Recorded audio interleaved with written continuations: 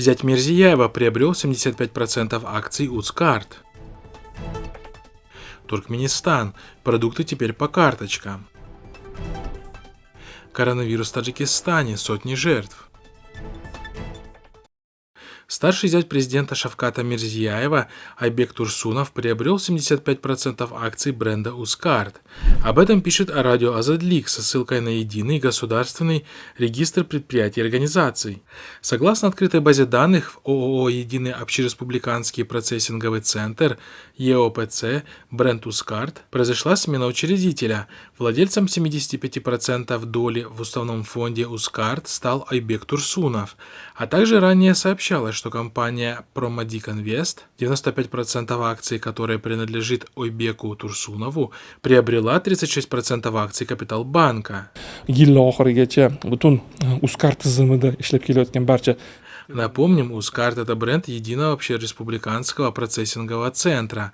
На сегодняшний день межбанковская платежная система Узкарт объединяет Ассоциацию банков Узбекистана, Центральный банк, Единый общереспубликанский процессинговый центр ЕОПЦ, 30 банков Республики Узбекистан и 40 платежных агрегаторов. Именно таким путем ранее присваивала множество имущества и бизнесов Гульнара Каримова при правлении отца, которая после смерти отца оказалась за решеткой. Bu aile hazır o'z aktivlarini bankacılık yolu orqali, kredi kartlar orqali dünya bankacılık sistemasiga bog'lamoqchi bo'lyapti va O'zbekistondagi oqlanmagan pullarini bu shaklda oqlashga harakat boshlash. Наблюдатель отмечает, что, судя по всему, теперь настал черед клана президента Мирзияева присваивать бизнес и имущество.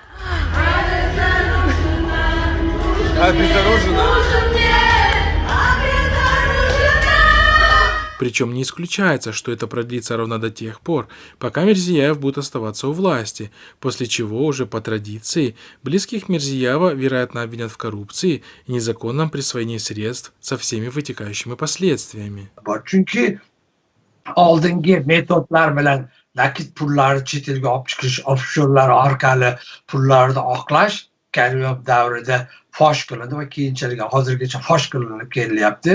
Dunyo antikorrupsiya tashkilotlari O'zbekistonni juda qattiq nazorat ostiga olgan.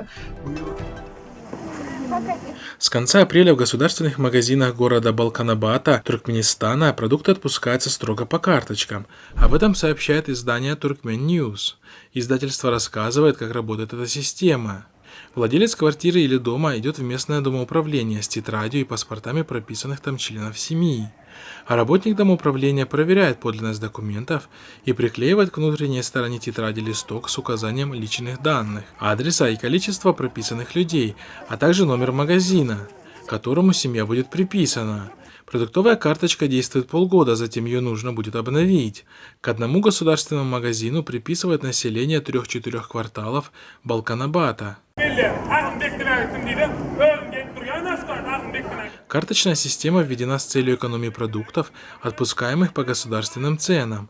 В зависимости от количества членов семьи, проживающих в одной квартире, действует своя норма отпуска дефицитного продукта. Если в семье от 1 до 4 человек, то месячная общая норма на семью составляет по полкилограмма риса, муки, окорочков и пол-литра хлопкового масла. Если семья состоит от 4 до 8 человек, то продуктов положено по 1 килограмму. Семьи из 9 и более человек могут рассчитывать на 1,5 килограмма, пишет издание.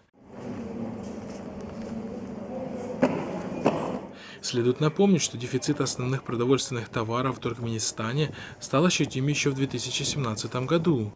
Для выхода из ситуации власти предпринимали различные ограничительные меры при отпуске товаров в государственных магазинах, от ограничения количества товара, отпускаемого в одни руки, вплоть до продажи муки строго по паспортам.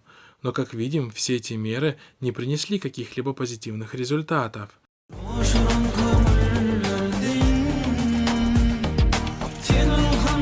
В то же время режим тратит баснословные суммы на различные увеселительные проекты и мероприятия только ради поддержания своего имиджа.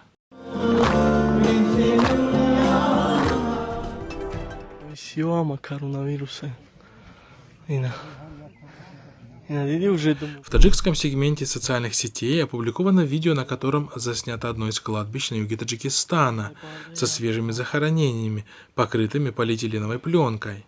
Опубликовавший видео житель утверждает, что во всех этих могилах похоронены погибшие от коронавируса.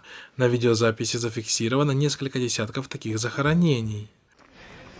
Телевизорда reklam edenem bu kadar murda gelip kalmalı.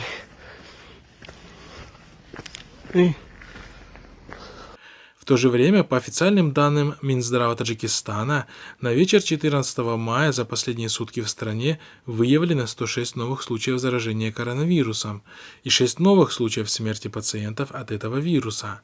Всего по официальным данным, по состоянию на четверг 14 мая в Таджикистане выявлено уже 907 случаев заражения коронавирусом и 29 случаев смерти от него. На сайте KV-Таджи-Инфо, который был заблокирован властями Таджикистана, начиная с 9 по 14 мая, альтернативный список жертв коронавируса и пневмонии в Таджикистане за 5 дней составлял именно 211 жертв.